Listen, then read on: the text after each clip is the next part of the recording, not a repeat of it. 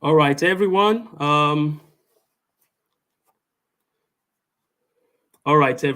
Thank you for joining today's webinar. My name is Peter Olubayo, and we are glad to have you. So we would like you to comment anywhere you are joining us from. So I've got with me another Visa Pathfinders, as you might be seeing him on the channel. His name is Saeed. So today is all about you. We wanted to give you all the questions you've got, and we'll try to answer them as much as possible. We don't claim to have all the answers today, but what we do know right now, if we ourselves know what we know right now, 10 years ago, we'll probably be in a different situation today. All right. So we just want to make sure that you have all it takes to start this migration plan and you don't feel stuck at any point. So we'd like to hear from you. Where are you viewing from right now?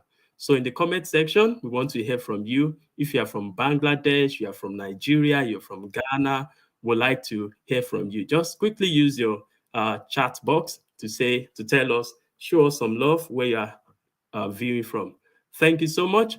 And as you might have been aware from our publicity, that at the end of the day, after the end of this meeting, we hope to sponsor an individual or some individuals who are our subscribers and also would stay to the end of the meeting.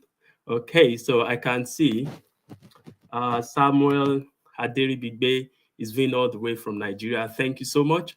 Okay, so as we said, we are going to be sponsoring someone, or two or more people to, join the paid IELTS section with one of our partners, Unified IELTS Academy. So it's going to be lovely. It's going to be exciting. We have Aleshi Lawyer there from United Kingdom. So tell us where you are viewing from, and we'll take all your questions today. If you have friends you've invited and they are not yet here, try and tell them that we are here already.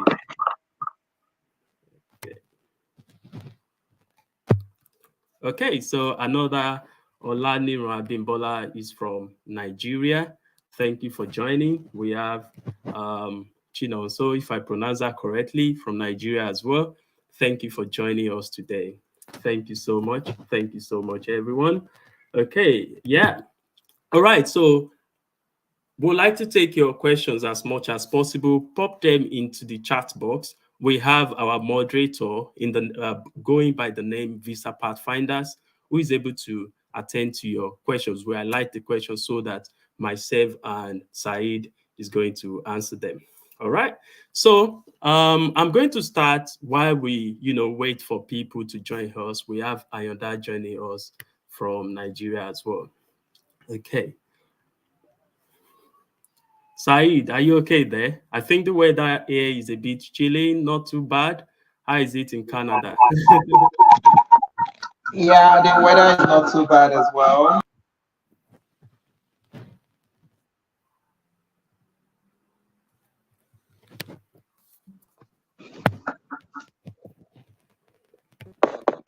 Okay, so Saeed. Yeah. So what I'm saying is the weather is not too bad as well. So it's currently 6 degrees right now. So, but that is what it is. It's almost end of summer, and Yeah. yeah, so, Yeah, great. Yeah. Yeah, what can we do? It's going to get, chilly all the going forward in the coming weeks and months. Yeah. Yeah, so no problem. So while we await your questions, we are going to make a presentation. So I'm going to start a presentation from here about migration. I title it Migration 101. Okay. So let me go for that.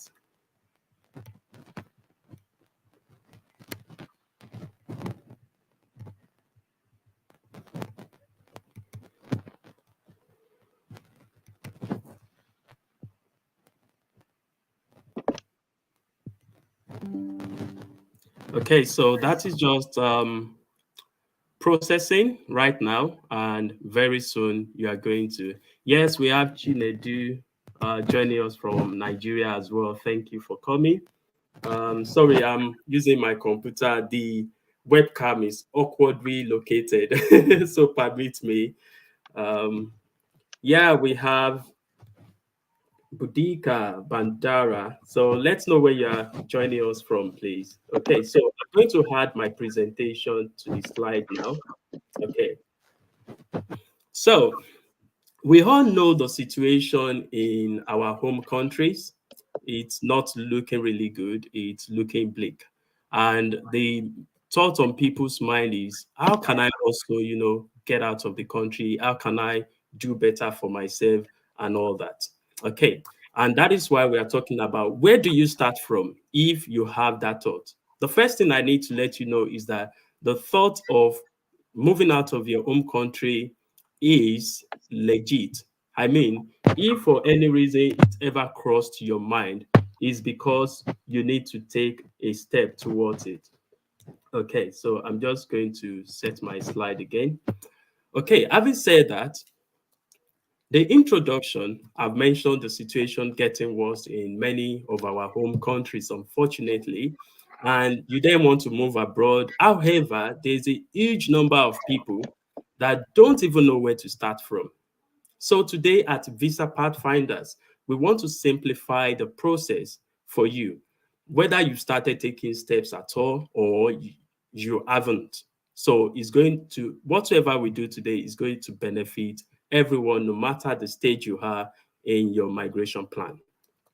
Okay, so this is like three situations I'm painting here.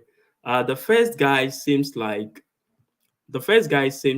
he's just confused about so many things.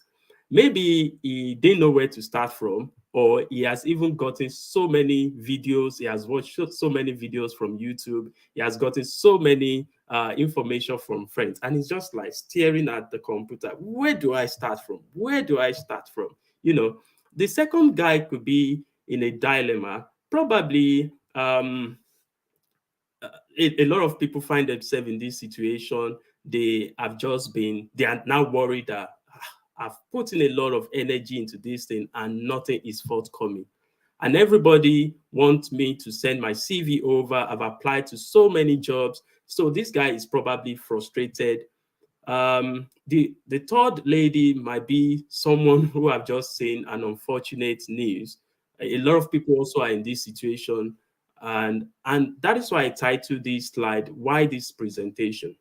So someone I know very closely, very dear to me, has been in the situation of that third lady. So I see her as someone who has been duped by agents or people who have promised them heaven on earth. So my own biological brother was, I think he applied to London Business School like many years ago. And he didn't even know how to apply. I mean, it baffles my mind that people take that step today, but we can't judge anyone. But he was in that situation many years ago, and he didn't know how to apply to schools in the UK.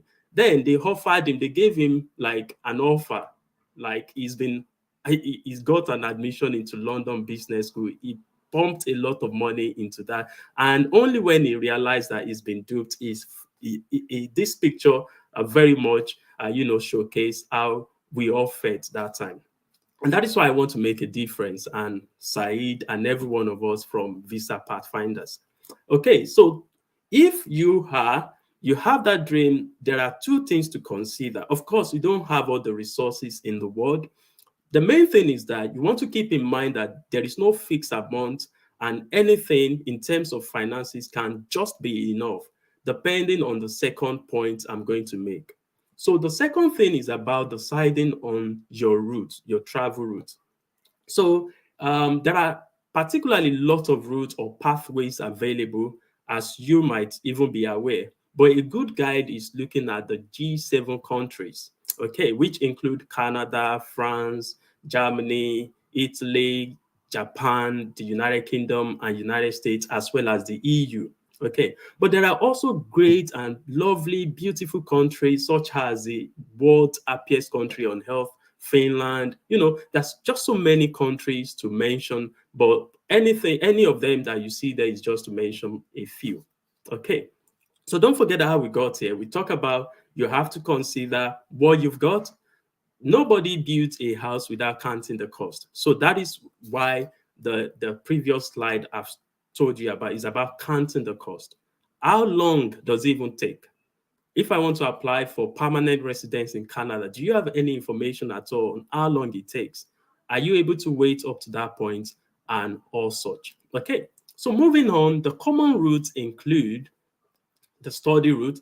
Frankly speaking, I can see Ayola from the UK joining us. Thank you so much. Now, to be fair, the I maybe I stand to be corrected. The most straightforward route when it comes to migration is study route. And that's because the countries you are moving to also have a lot. You know, you are contributing massively to their own economy in terms of the tuition fee you are paying, in terms of you are going to pay for rent, you are going all the investors are going to smile just because you came to the country, and of course the diversity you bring onto their cultural diversity you bring on as well. Okay, but it seems to be the most straightforward. You just need to apply to a school. After being offered, of course, there are so many things that go into that, like having, especially if you're looking to have like scholarship and all that, you have a good statement of purpose, then you apply to a school, they give you the certificate of academics. Let's say instead of certificate of sponsorship, they are saying that you can come and school with them. So once that is given, then you can use that to apply for your visa, and every other thing thereafter follows. The skilled worker route is popular for the fact that it's cost effective when you compare it to student study route, in the fact due to the fact that you won't be paying that tuition fee, so it makes sense. That is already out of it already. The second thing is that for instance, the UK have made lots of changes these days that's not favorable for students or those who want to study in the UK. But of course, coming in as a skilled worker is quite different. Okay, so let's move on. There is another visa route called seasonal worker.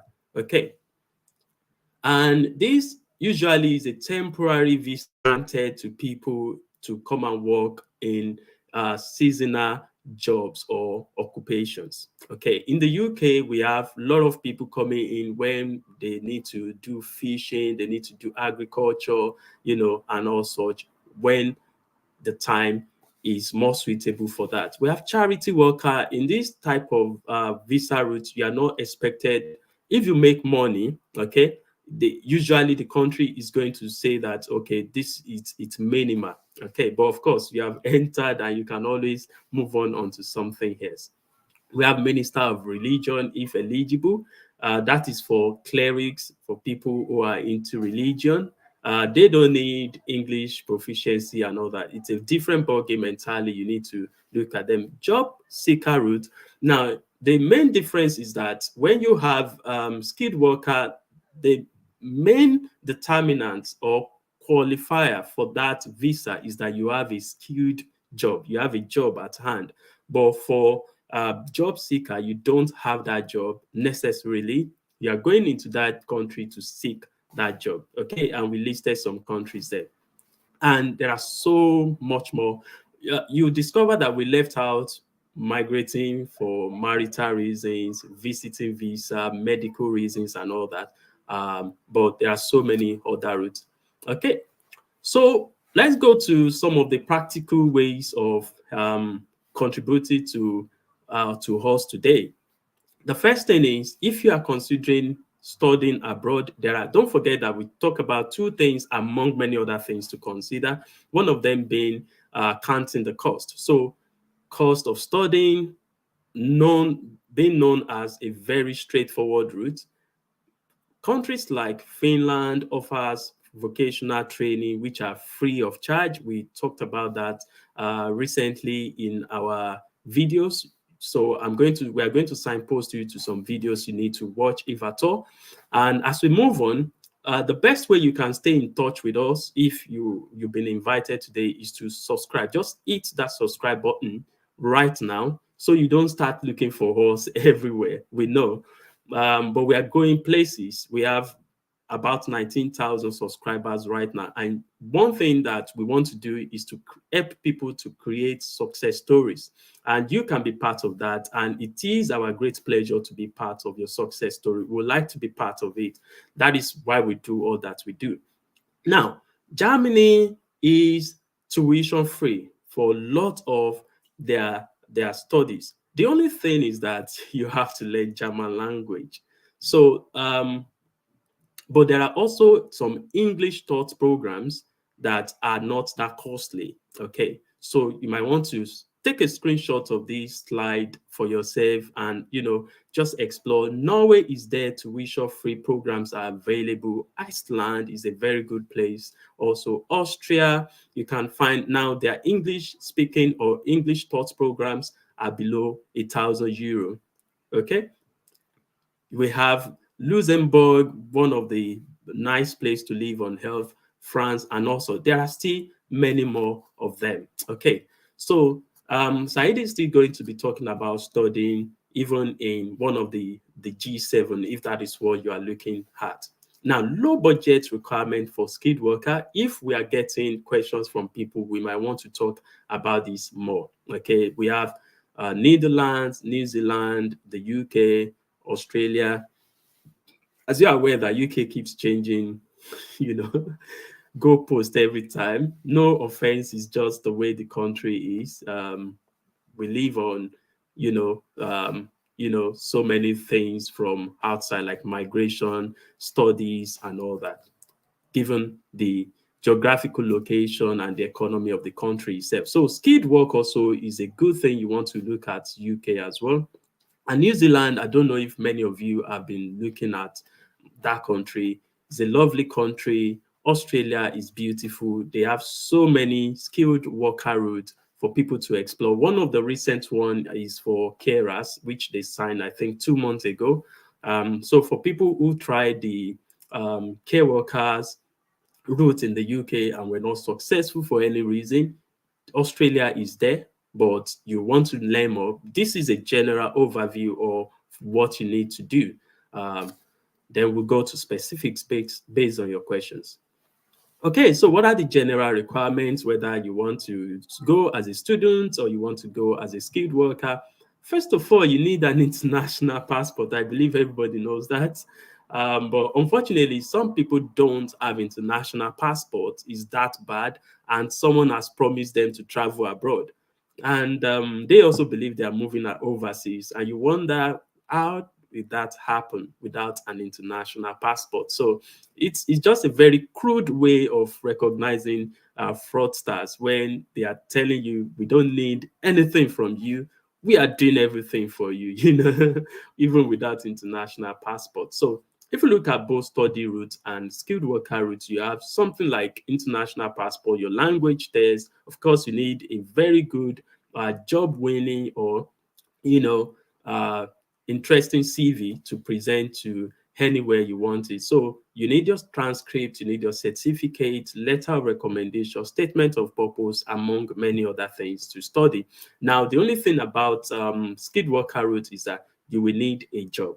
Okay, and to apply for that job, you need a job winning CV, as we said, and proof of fund. Sometimes that is not applicable. You might need to pay for it insurance. Sometimes it's also not applicable. Okay, so yeah, so as I round off, it's just for you to know that we are also here to help in terms of CV development, making applications. We look at how we can help people every time. We are also professionals working. So it's like using our leisure time to help people. And sometimes when that thing is a bit more, we have to, get something back. Okay, so general advice or consultation on migration, legal requirements, or through our partners and all that. Okay, so that would take us to the question and answer. I'm not the only one here. I've got Saeed and, many, many people we can refer you to in our group of partners as well. So we are going to take question and answer based on this now. Okay, someone is saying, throw more light in studying in Australia. How cheap is their fee? Okay, so let me point that to us. Yes, the last time I checked, we had a good friend of mine, IK, who is into, getting people into Australia through study routes. Okay, and one thing about Australia is you can't use the word cheap for them. You'll be getting a quality education that also give you access to a very good life and economy. So I wouldn't use the word cheap for Australian.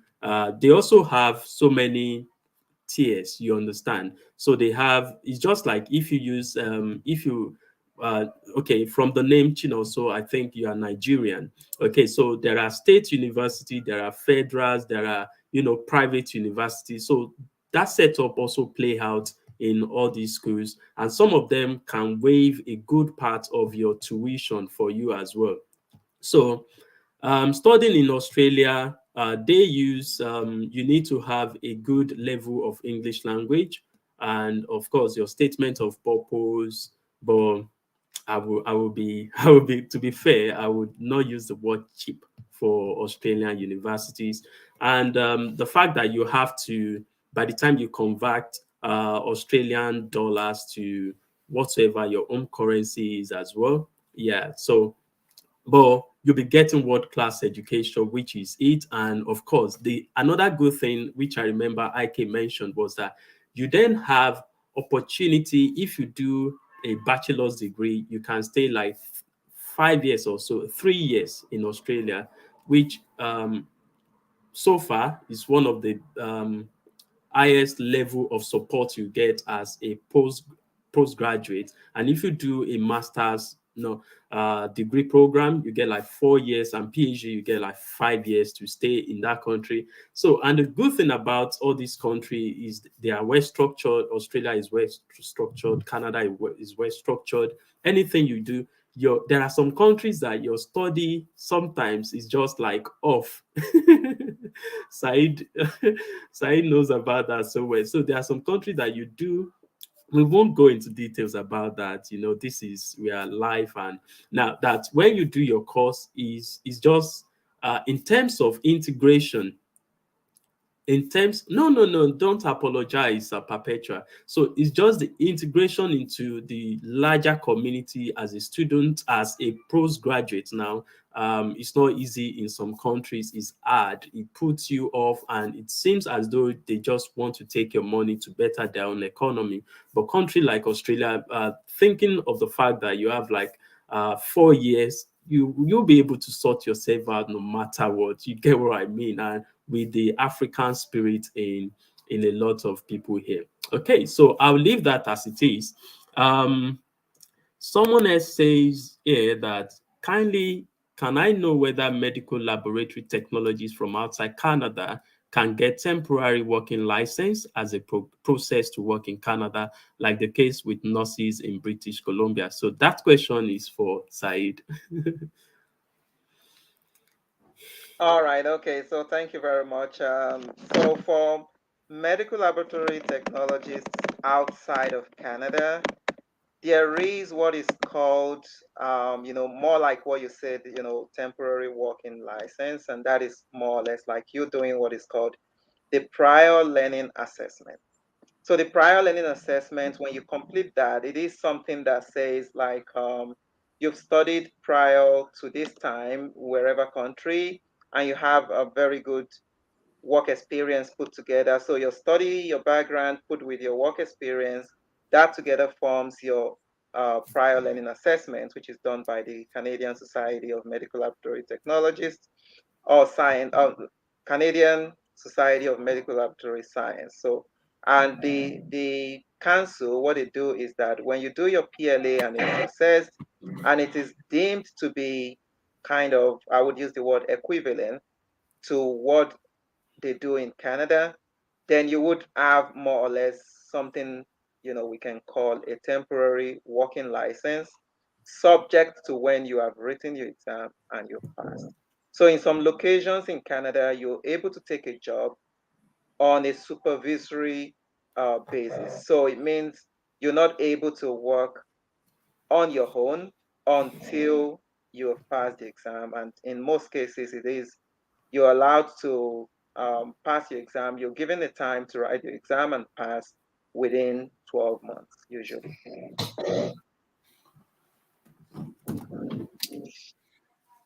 And also just to contribute to the initial question as well on Australia. So when you're talking about cheap, cheap is relative. So what is cheap to, person A is actually costly for person B. But on the average, because the tuition in Australia is an average of 10 million naira, because I just did the conversion, you from Nigeria. So it is give or take average 15,000 to 35,000 Australian dollars. So, and if you do that conversion, I don't know, I just did that on Google. I just put it on Google straight. So if you put that amount on Google, it gives you something, say average 8 million naira. So you're looking at 8 million naira plus. So you're looking at something around 10 to 15 million, in terms of depending on which school. Like he said, if it was a state institution or it is, federal, that kind of, scenario painted, which is, what happens back home in Nigeria as well, which means there are some institutions that are costlier than the other. And that is why the range is kind of, a little wide. So between 15 and 35,000. So when you talk cheap, it's relative. So 10 million might be cheap to me, but it's not cheap to Peter, right? So, and 10 million might be cheap to Peter, and Sahid says, sorry, I'm not able to cope with that. So that's it. Yeah. Yeah, thank you so much, Said. That is, yeah, we need to thank you for bringing that out because, yeah. Okay, so we've got another question. So we've got our moderator on the background as well that can highlight any of your questions that we missed. Okay, so just bear with us. Olabisi is asking that what type of immigration pathway can a nurse with temporary license with Nova Scotia pass through? Do you want me to answer or Said? Yeah, you can take that. It's fine. Yeah. Okay, so I'm going to be very broad as well, then hopefully come down to the specifics. Okay, so immigration pathway. Now, I do understand this person have a temporary license already with Nova Scotia. So generally, if I were to be in your situation, probably because I'm not moving from Nigeria, I'm moving from the UK, okay, I would consider first of all a permanent residence. Okay, so permanent residence give you a lot of opportunity, opens up opportunities for you right from your first day in the country, especially in Canada. So I would probably enter into the Federal Express entry and also, put in for Nova Scotia provincial nomination programs. Okay, so since you have a temporary license, and of course, I won't limit myself to Nova Scotia. So you also have to say British Columbia and every other sort of them to see which one of them will come through for you. So I would preferably go for a Federal Express entry that, at the end of the day, you become a permanent resident even before you leave your home country. That's the first bit. Said is going to go to specifics about how to apply, what you need to do if necessary. Now, the second thing, if I place them on a second tier, I would then consider a skilled worker route. So, but the thing about skilled worker route is that you need to get a job. Okay, so for skilled work, you then have to, there are essential recruitment, if I still remember the name correctly. I know a few people that have offers with them, and there are so many employers out there that are still recruiting. So it's not as fast as we want it to be. Okay, so you might want to at their skilled worker. Nova Scotia themselves also have a pathway for skilled worker. So you want to explore which one of them will help you to get to where you want to go to. And sometimes I need to also mention that even though you have the temporary license as a nurse in Nova Scotia, you might want to, if you check Nova Scotia high demand, job in demand, I think for them, nurses aid comes even ahead of nurses. If I'm not mistaken, you can have a look for yourself. So you might want to then go as a nurse aide. A lot of people have used that pathway because the good way you can know what they really want is to check how many people have they invited or nominated. So if you check that, you see nurses aid usually come often. So you might also consider that. So we've talked about permanent resident, you've talked about skilled worker. Which other one will be suitable for this person now?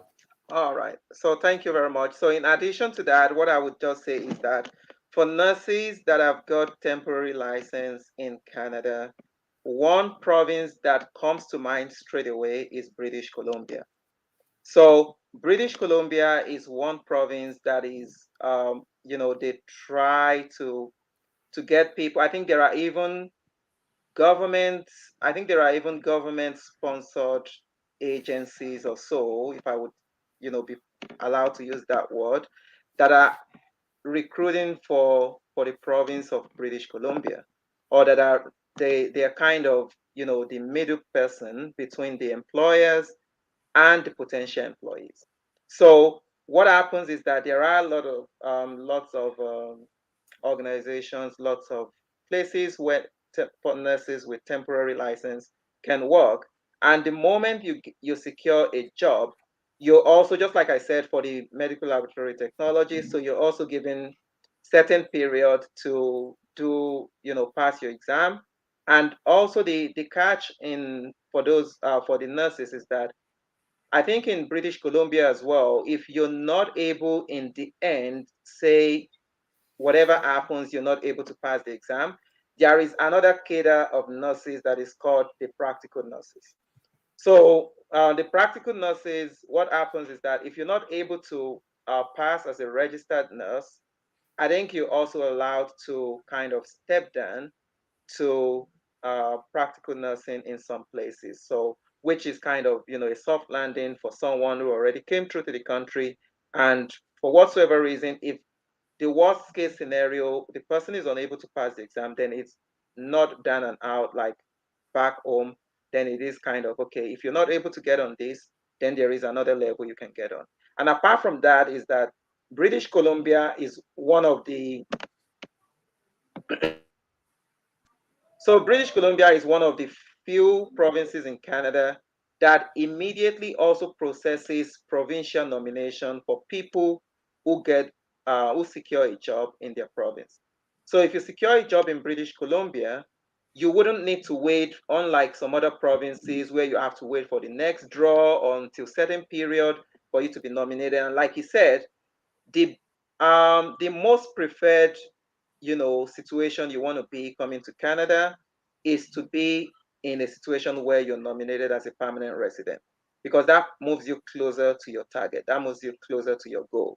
So if I would also say, in addition to what he has said, you might have got a temporary license from with Nova Scotia.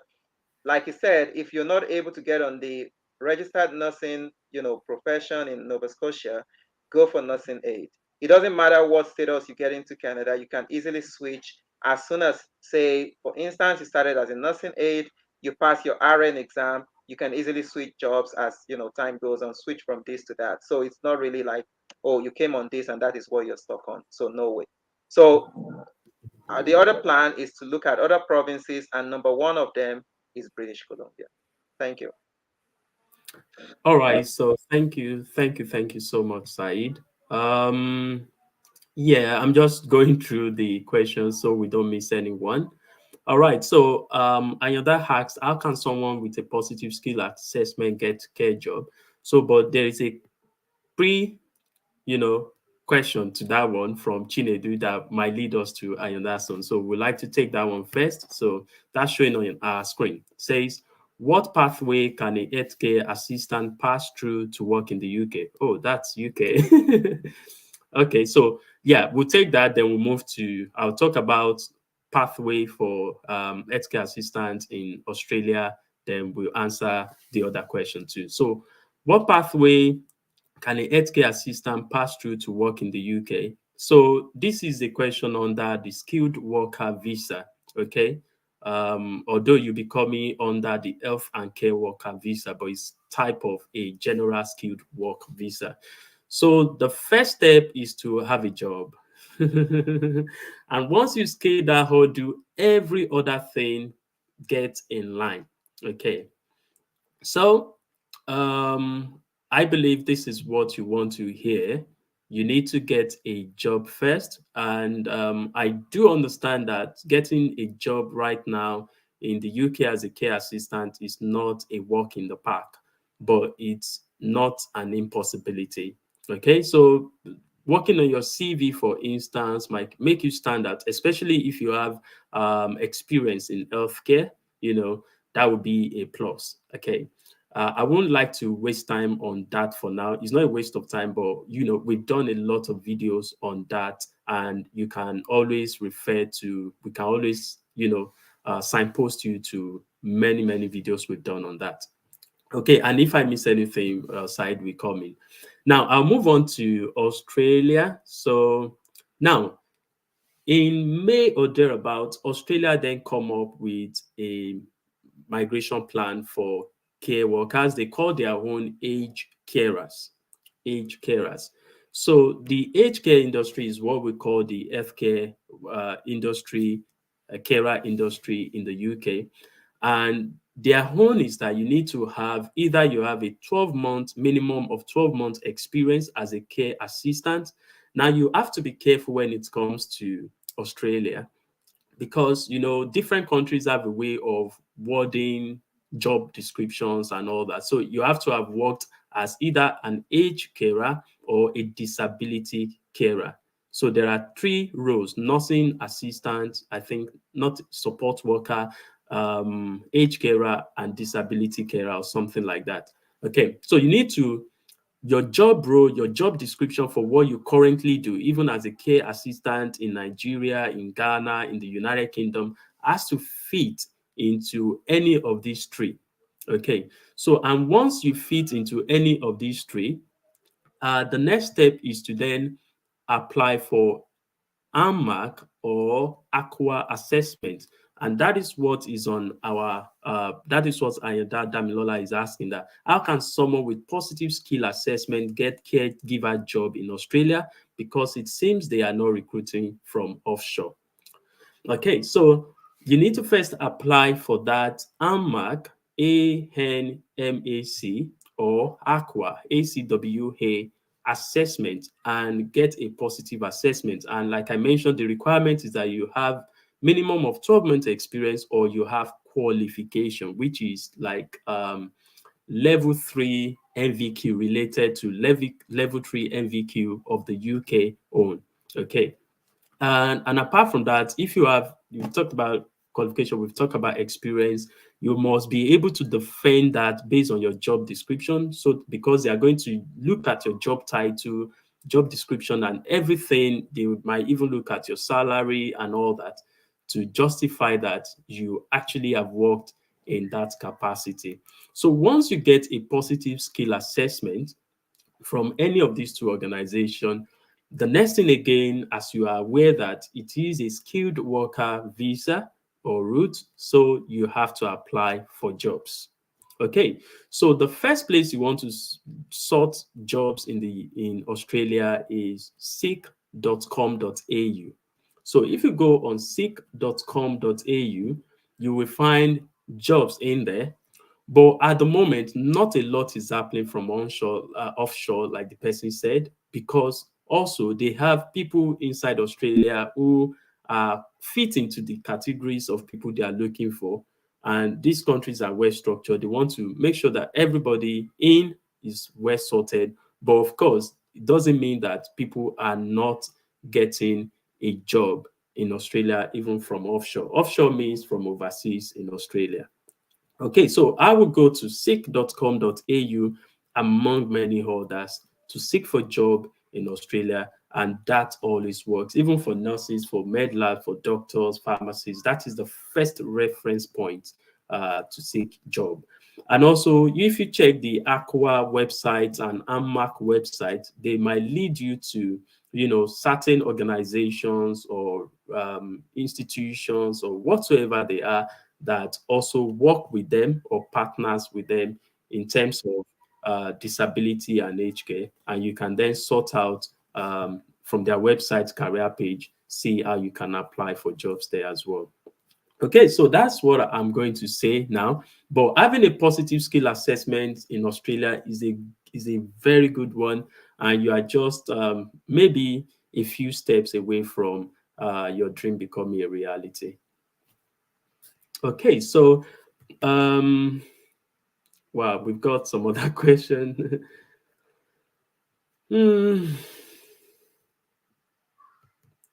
So we're getting many healthcare related questions, and I'm trying to see whether we are being fair. Okay, so but this is the question, is all about you today. Now, let me see this one. Please, what advice will you give a BSc holder who doesn't have a license PIN yet but want to come to the UK?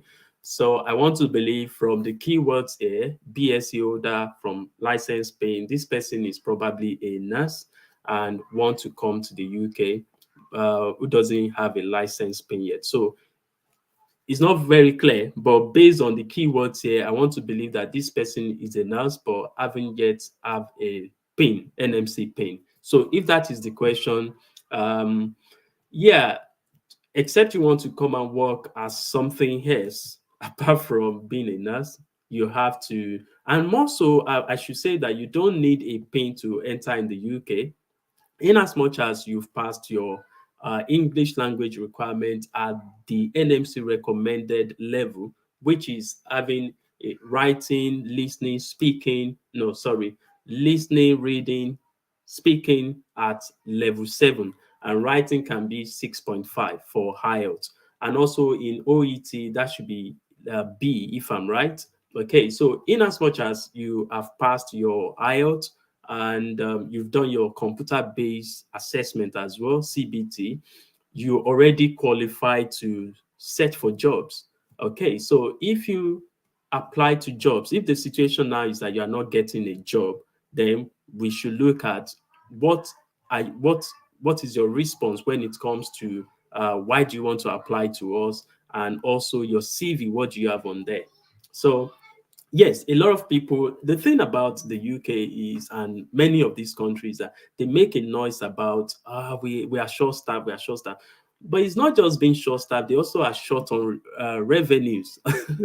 So, and they are trying to manage that. So, but we've gotten jobs for a lot of people. I don't mean we help people to make applications, but we support people that, whether in the UK or outside of the UK, to have the right CV that people, employers cannot say no to, you understand, and they just want to call them first of all to attend the interview. So if that is the situation, you might want to work on it. But if I understand this question very well, you don't need to have a PIN yet to work in the UK. All you need is to have passed your CBT and pass your language requirements. Once that is sorted, then you go ahead and apply for jobs. Okay.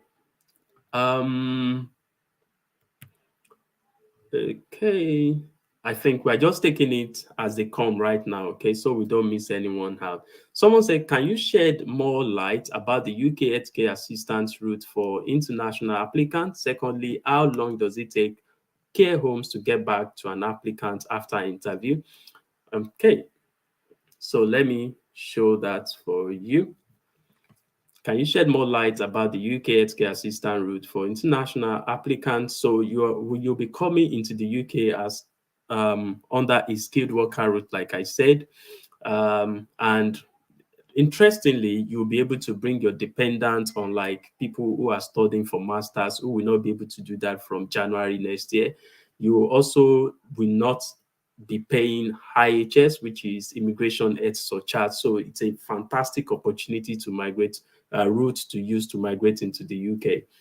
But first of all, get a job. That's that's the first thing. We need to get a job. Now, if I assume that this person have had an interview already, going by the second outline there, how long does it take care homes to get back to an applicant after an interview? Unfortunately, this depends on the care home themselves. So I, by God's grace, joined international recruitment for my organization, and we get back to people within 4 days. 4 days is even too much. We advise people to then chase recruitment after, if they can't hear from them, 4 or 5 days. So, because if you need people, then you need to get back to them as soon as you can. So it doesn't take long, in as much as they have the funding in, they have everything approved before throwing that application or advert out. Okay. Yeah. Moving on, this is for Said, I believe. How is it possible to get a job in British Columbia as a UKRM with an expired IELTS result? I think it's still coming back to me. Okay, so how is it possible to get a job in British Columbia as a UKRM with an expired IELTS result? So, British Columbia, the fact that you've worked in the UK, if you have done that for over a year, should, I believe, I'm not quite sure at the moment if they should then waive your English language requirements because you've worked in English, they all speak English for over a year. Sometimes could be 2 years or thereabouts. So depending on your personal situation, it is possible to get a job in British Columbia or in any province in Canada.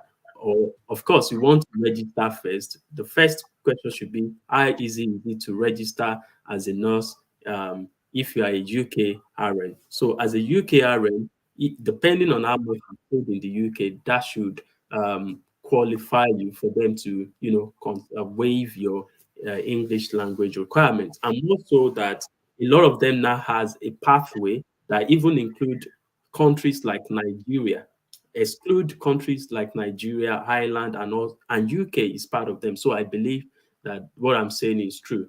So they have pathways for all of them now, Alberta, British Columbia, lot of them have pathway for people who have a license in 7 or 9 designated countries, which include the UK, Nigeria, Ireland, Australia, and a few other ones like that. Okay, so I believe even if your IELTS have expired, depending if you have spent like 1 year or more in the UK, but you have to check with the specific council. Okay. Um, for ATAs, does it matter if the 12-month experience is in the UK? Um, I'm trying to understand this question. If we are talking about the U, I'm just going to broadly answer now. So if you are talking about 12-month experience in the UK to qualify for UK's healthcare assistant role, it doesn't have to be in the UK. Likewise, if it is the fact that I mentioned Australia, that you need to have a 12-month experience as a age carer or all sorts, as one of the pathway to become a age carer and all that, it doesn't matter where you are coming from. In that pathway is for anybody coming from the overseas. So they just need 12-month working experience in applicable job role. Okay, so bear with me. Bear with me. Thank you from United Arab Emirates. Is it possible to relocate to Canada as a special education needs teacher without having a background in education? As my first degree is marketing but working. Over to Said. Okay, all right. Thank you very much. So, for someone who wants to relocate to Canada as special education needs teacher without a background in education. So it's kind of hard. And the reason is because you got a different background, which is in marketing, and you um, probably find your way into education. again, it is down to after you find your way into education, have you been able to acquire some more certifications? So, like for instance, you were in marketing, now you're in education. So, do you now have some soft skills, some very, credentials, like say certificate? Maybe you, after you got a job, you already ran, say, a 6-month program, a 6-month certificate program, or something like that. So those are things that probably would, keep you closer to being in the education field. So in Canada, they're kind of very strict with education because, um, you know, if in the first place, if you haven't studied in Canada, it's not very easy, and that's why you see that most of our video, we haven't had many videos on education or maybe on teachers in Canada, because most of the, even as basic as early childhood education, if you studied in Canada, even just a certificate program, I think most of these programs are less than 1 year, or depending for the certificate. But if it's a diploma, then it's more.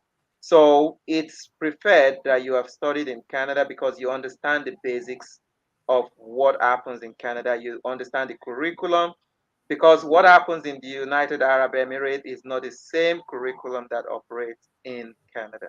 So it might be difficult to, find your way into Canada as a teacher, especially being that your background also it's not necessarily in education sector. So it might be a little hard to get that done. If I can add to that, so this question might help a lot of people who want to, transit from one background to another. So generally, if you are moving to a new country, you just have to look at what are the requirements, and Said can confirm if I'm saying the right thing. So what are the requirements to become what you want to be in that new country? So, like for instance, in the UK, you want to look at how can you have a qualified teacher status, which you can actually do from your home country. So you need to look at what are the basic requirements you need to do. So and start doing them, let them show in your CV, and probably maybe work in that role. So it's all about understanding what it takes to become what you want to be in that your new country. For instance, if I want to be a doctor now, I just have to look at what it takes to become a doctor in the country I'm looking to migrate to. Then I start from there. Does that make Okay. sense? Yeah, so just to I just remembered now, sorry, I'm done with the UAE question. So but I just remembered now that we were talking about the British Columbia, the person that asked the question about the expired IELTS. So talking about the expired IELTS, I don't know what you mean when you say it's expired. So when you say you've got an expired IELTS, I reckon that is talking to, or that is speaking directly to your UKRN. So, but again, you already had your UKRN. So, and because most of these provinces also have their own guidelines. So, because you've worked in the UK, there is a very high tendency, even if he talked about the exemption. So, even if you're not talking about the exemption thing, you're also probably looking at, you've worked in the UK, you can also submit your UKRN documentation and all that from the council. Then it is an English speaking country as well. You've been working in Nigeria as well, probably, or maybe you studied in Nigeria, which is also an English speaking country. So long you're able to show evidence of, working in the UK or registered with the council, that English also is kind of the official language and stuff like that, then there are places where you can, not necessarily bother about this ayat of a thing. So I just remembered that. Yeah, thank you so much. So that's just updates regarding Amarachi that talk about moving to Canada as a special need teacher. So she's already doing something in line with that in UAE, which is interesting. So you are gathering experience. So the next thing will probably be to understand how to become a special need teacher in your specific province in Canada and go from there. Okay. The next question says, can you guide me to fly somewhere? Okay, we'll leave that for now. We can always, yeah. So for this type of question, you can message us via our email address, visapathfinders@gmail.com. Okay, so which you have in one of the comments there by our moderator. So we've got, is there any way to secure a job in Canada without a degree? I'm still a student. I'm sure Said wants to go for this. Yeah, there are Yes. there are thousands and thousands and thousands of jobs without a degree. So, like I said, there are people who are working in Canada today. All they got is just a certificate. There are people who are working in Canada. All they got is a high school, certificate. There are those that have got post high school. So, you not having a degree certificate does not necessarily matter. What matters is what field you are. You're a student right now. Well, not a problem. So are you saying, so do you want to do you want to finish your study or you want to come to Canada? Which one? So, but again, it depends on what field you are. And, just like we talked about nurses, so maybe someone is a nursing student. So if you're a nursing student and you want to leave your study, I don't know, maybe for a certain period and, go back, finish up or something, then there is something you can do, like we've talked about, like HCA, like, we talked about personal care aids and all stuff like that. So if you were, say, um, let me give another example of, say, maybe a medical laboratory technologist that someone already talked about today as well. You'll probably maybe have a PLA.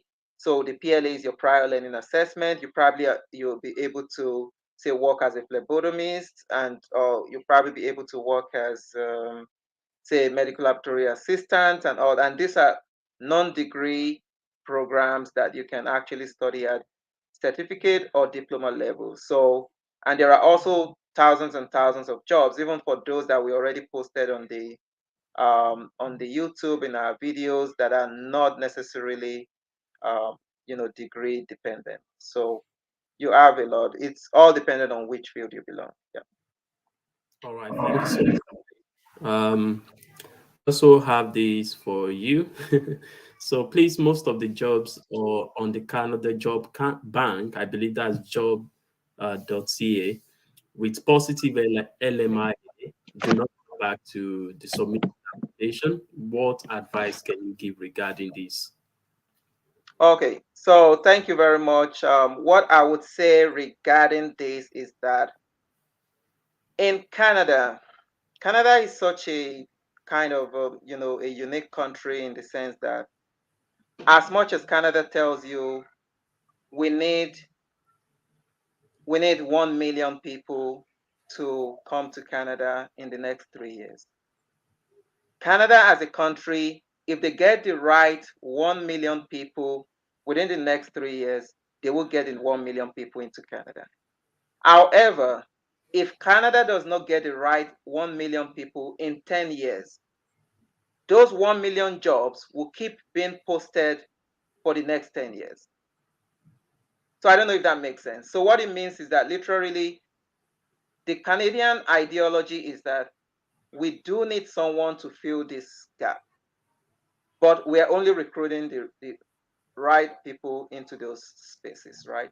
So we only need people who would fit into what we want, and that is what we would do. So even if they say, like for instance, a job closes, say tomorrow, and they are not able to get the right people from the resumes that are submitted, they would re-advertise that job. So what I would say as the way forward is that number one, and that is part of what we did, from people's requests, and number one is your resume.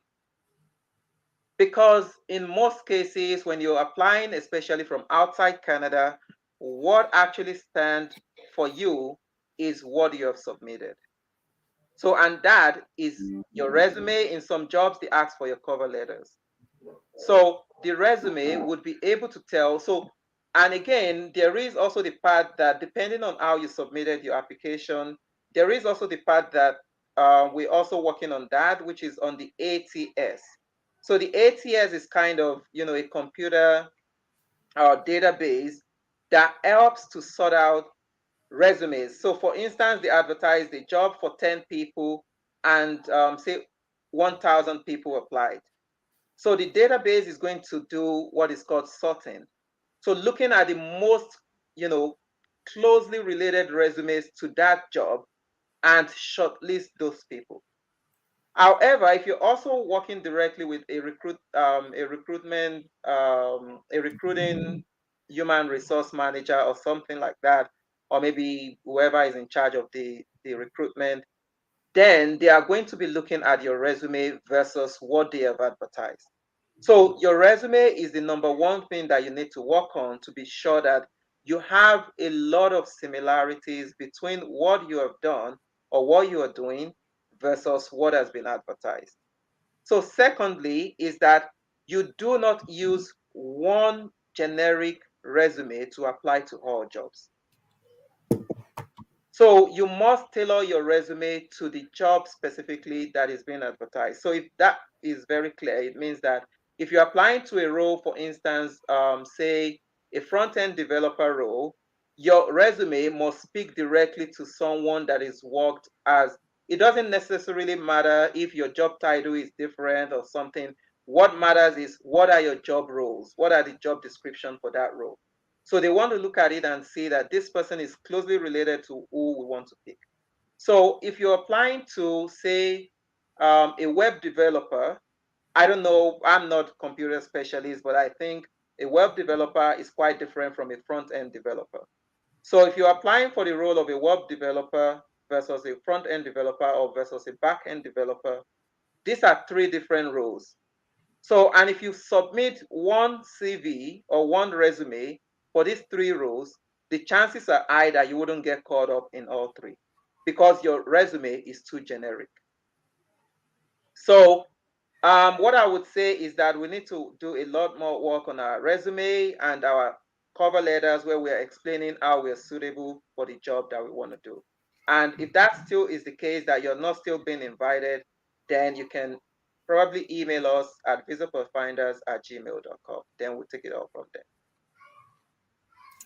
All right, thank you so much for that. And I think we already touched on um, and we've already answered Olabisi's question as well on what can be done in order to be selected for interview by NHS Trust in the UK as a nurse from Nigeria, despite applying enormously but always receiving unfortunate messages, but IELTS and CBT passed. Okay, so everything still goes back to um, what are you putting in your cover letter and as well as your CV. So after you've done all you can, you just have to stand. Okay, so that's all you can do. But you want to make sure that put in you've put in everything you've got behind every application. So never ever send the same CV, the same cover letter for different jobs.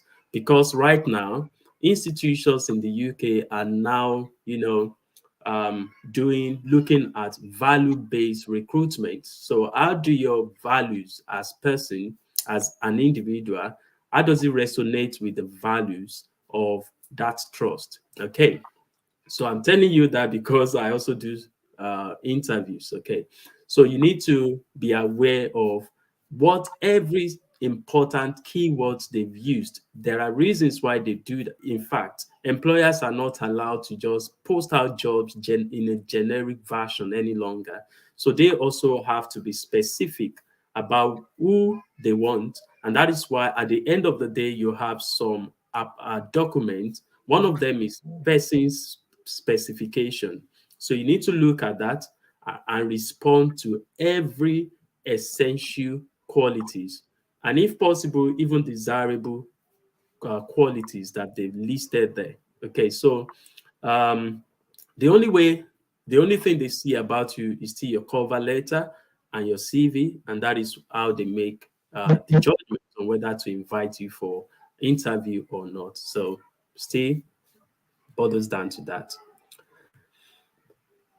Moving on, I think, all right, so our moderator just posted that we offer some services, okay, and you can just check the link out for yourself. So I think there's another question. What is the process of certification for internationally trained dental hygienist in Canada? Okay, so thank you very much. So for internationally trained dental hygienists in Canada, so it is this profession is one of the regulated professions in Canada. So I wouldn't be able to say on top of my head now the website where we can refer you to check all the details, because we haven't actually had um, any videos on this, and this is because there are some professions, like take for instance the professions like nursing. I've got loads and loads and loads of people in there, and that is why it looks like maybe we're probably concentrated on some professions than the other. Not true, but because of the people that are kind of going to one profession than the other. So what we would say you should do is to email us at visitpathfinders@gmail.com. Then we would send you the website to check, or we would send you the link rather for the process of certification. So just email us so that we can take it out from there. Thank you. All right. In addition, we might be able to send you a link, responding to this as well, just for you to have a look before even messaging us. So if there is anything unclear, then you can get back to us. But we are going to respond to that question with a link where you can get something about dental hygienist registration from outside of Canada. Okay, so the next question. Thank you so much for that. So say we did justice to all the questions. Amen to your prayers. Okay, so I think there is another one here. How can one get a sponsorship job also as a nurse who doesn't have much funds to process the NCLEX examination? Okay, um, bear with me. So how can one get a sponsorship job as a nurse who doesn't have much funds to process the NCLEX exam? So speaking about the NCLEX exam, that sounds like the United States of America. Okay. So there are so many, bear with me.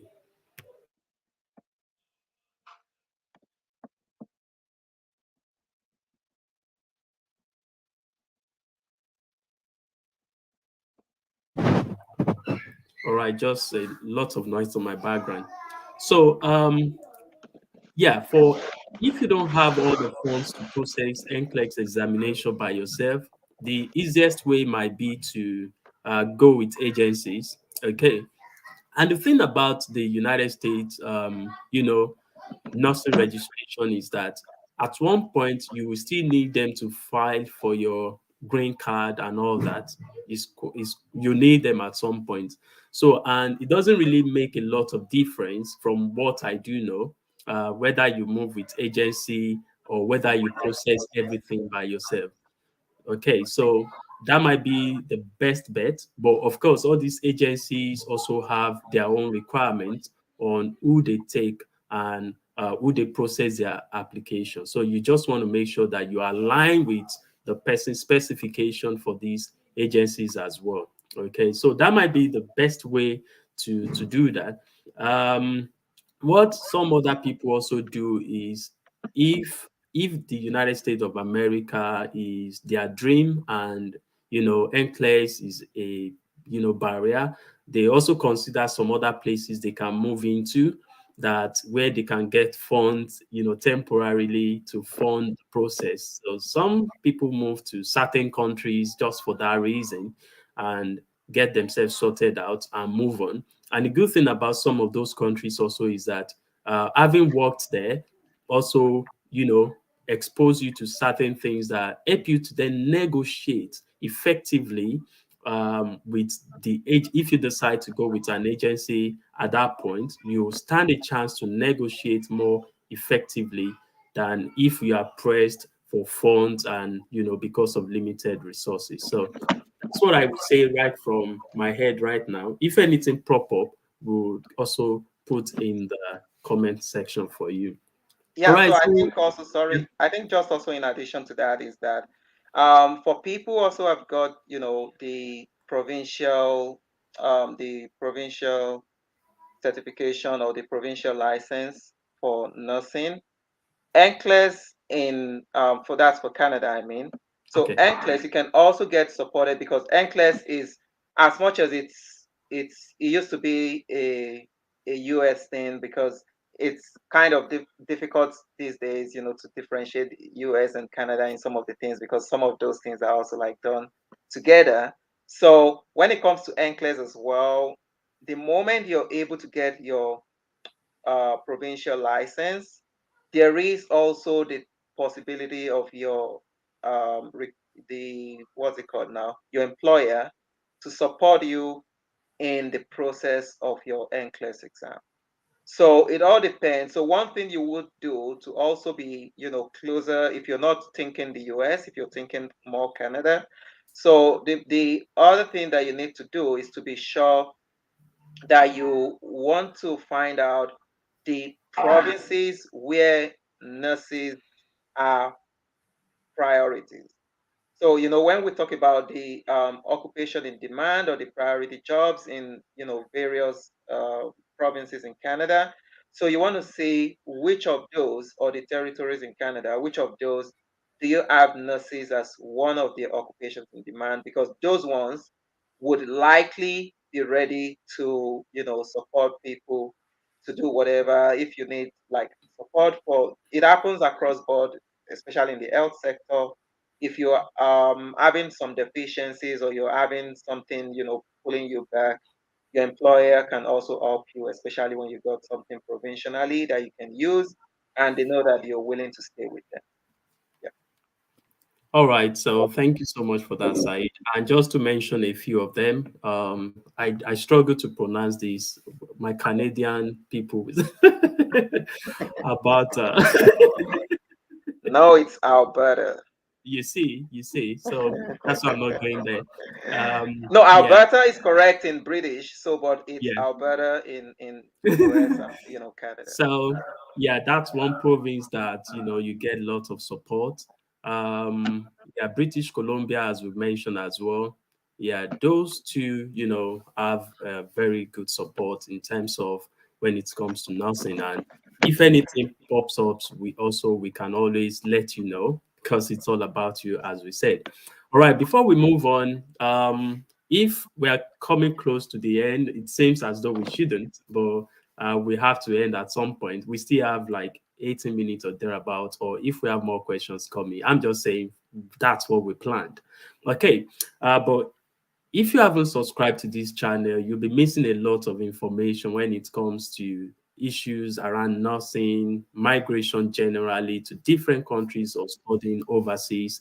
And as you can tell, we don't stand here claiming that we have all the information. But what we do know is able to start you. We try to let people do a DIY things, do it yourself, but we are also there to support. So feel free to click that subscribe button and join this amazing family.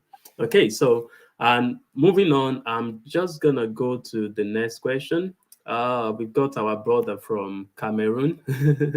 So from Cameroon's place, I have a diploma in nursing. I wish to know what courses can you advise to study in Canada?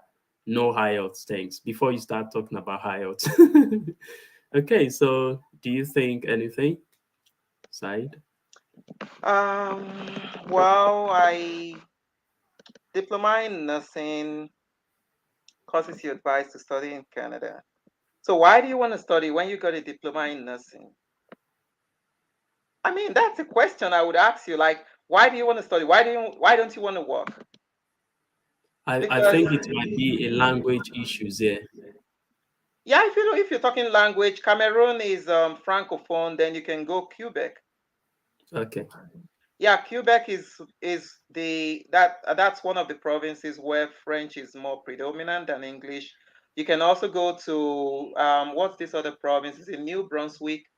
I think New Yeah, Brunswick, or I part think of it's their also planting. part, yeah, I think, yeah, part of the AIPP. So I think they also do more. They do French as well. So I wouldn't say more French. So maybe it's about 60-40, so that kind of thing. So, but if you're thinking language barrier, so Quebec is your number one for Cameroonians because that is the French dominated, province in Canada. Then you can think about New Brunswick, and I think these two provinces also nurses are really doing very good there. So, but however, if you want to come to Canada still to study, I would advise you either go for what is called, I don't know how you would be assessed based on the fact that you've got a diploma in nursing. There is what is called an after degree nursing program. So instead of you to go through a bachelor's degree 4 year, you can shortcut that by doing the after degree 2 year program. So you can do the after degree 2 year program. If you don't want to do that, you can also do the licensed practical nursing. So that is also, I think it's also a 2 year program. You can do that as well. And in terms of, if you're looking at, I don't know, you probably will be looking at remuneration as well. Like, okay, when I pay this amount of money to my study, when I start working, how much I don't think it's not bad what you earn also even as an LPN. So LPN, RN, not bad at all. You can jump on any of those two. Yeah. All right, thank you so much for that. That's a great insight coming from inside Canada. Okay, so someone is also saying that healthcare assistant program in UK low tuition fees. Mm, trying to wrap my head around that. Probably this person is asking about what are the healthcare assistant program in UK with low tuition fee. The thing about any, most of the trainings that support you to get registered as an healthcare assistant or get you job as a healthcare assistant, as you say in the UK, is that most of them are residents in the UK. You have to be in the UK to do those courses. So, but the RQF level 3 are also available in Nigeria, just that probably the last time I checked in like over a year ago, there are training institutions in Nigeria that are doing that. And they are actually registered.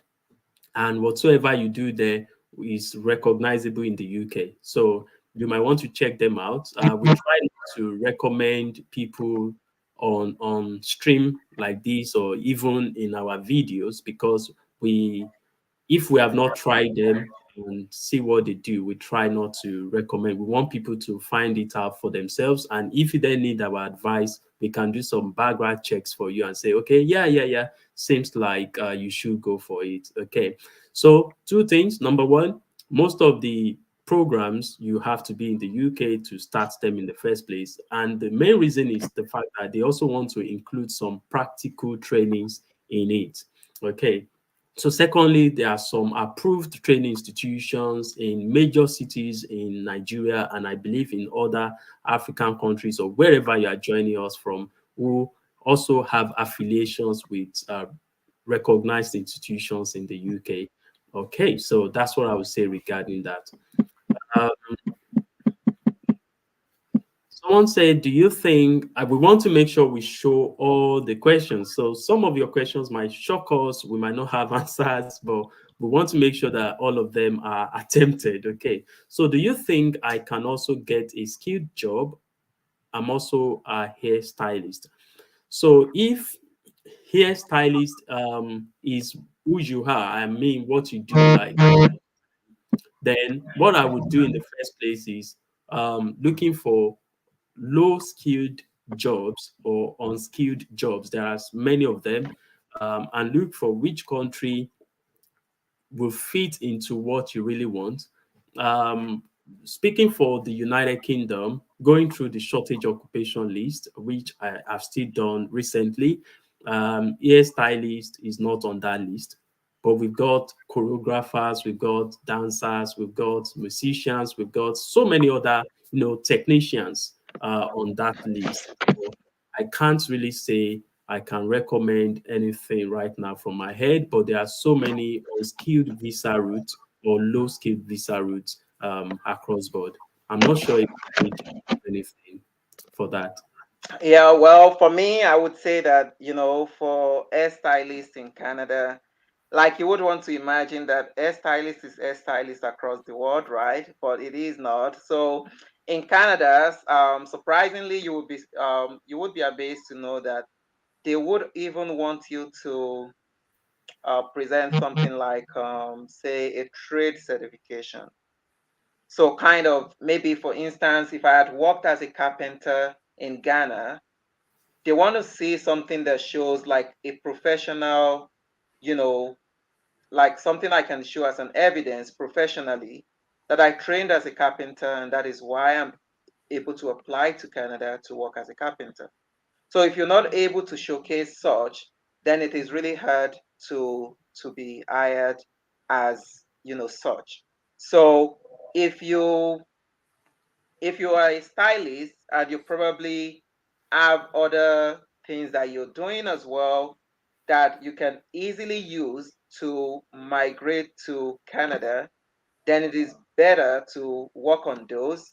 However, when you get inside Canada, if you still have your passion for your hairstylist thing, then you can easily just, do whatever you want to do. But again, I pretty reckon that most people also are hairstylists, probably you got some form of certification. If it is something that is, can be submitted and presented somewhere to an organization, more like a trade certification, then that is something that would suffice for that purpose. Otherwise, it would be hard to hire someone as such. Yeah. Oh, thank you for that insight, Said. Yeah, that also reminds me that even in Australia as well, you need to have trade certification as a carpenter, as a mechanic, and all that. So, and that affects your skilled modified skilled assessment.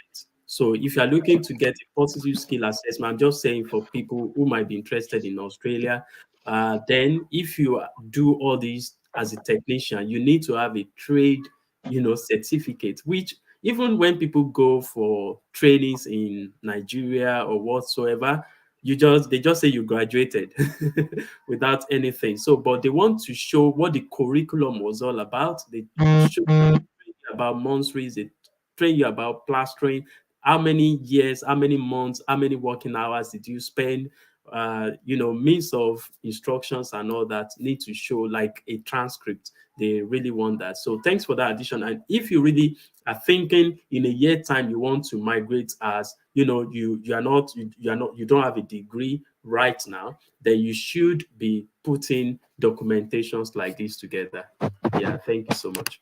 um yeah, that's just some of the services we provide. um okay, so this is coming to Said regarding PLIA assessment for med lab professionals. Can it be used for any provincial nomination? Oh, okay. All right. So when it comes to, so I want to believe he is referring to PLA. So that would be prior learning assessment, right? So that might be a typo. So PLA assessment. The thing about this whole PLA thing is that many people are not aware of the opportunities that they actually have because there are not people around them that can actually explain some of these things to them.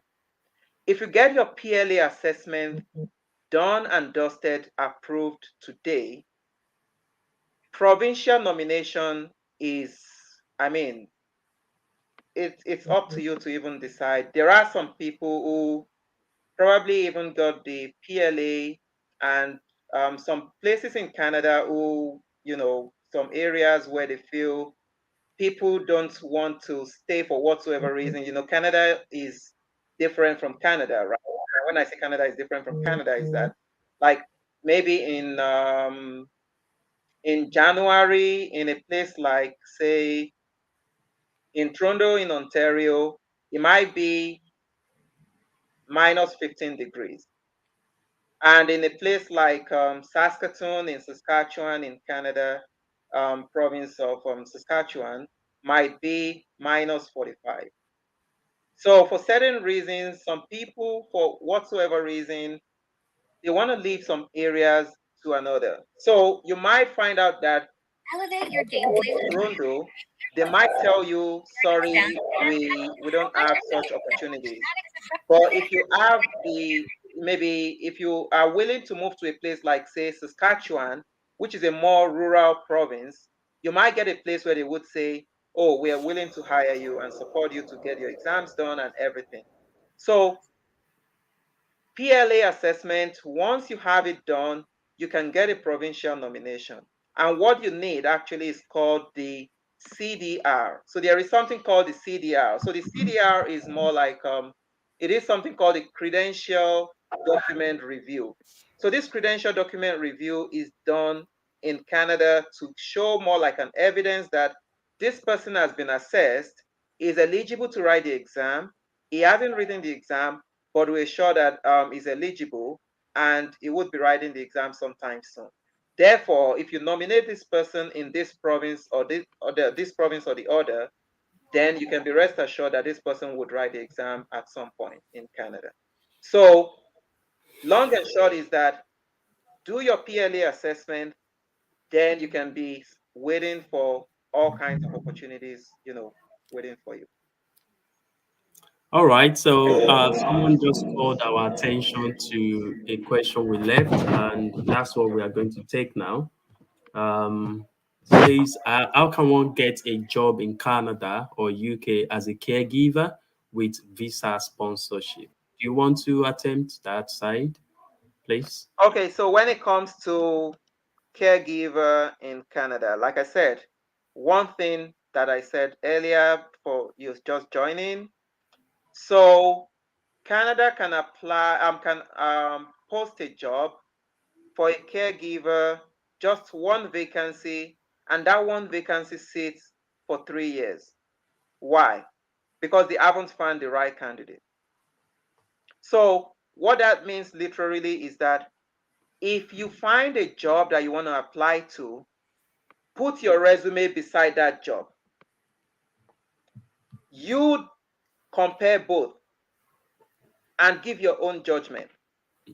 Is my resume similar enough to this job that is posted?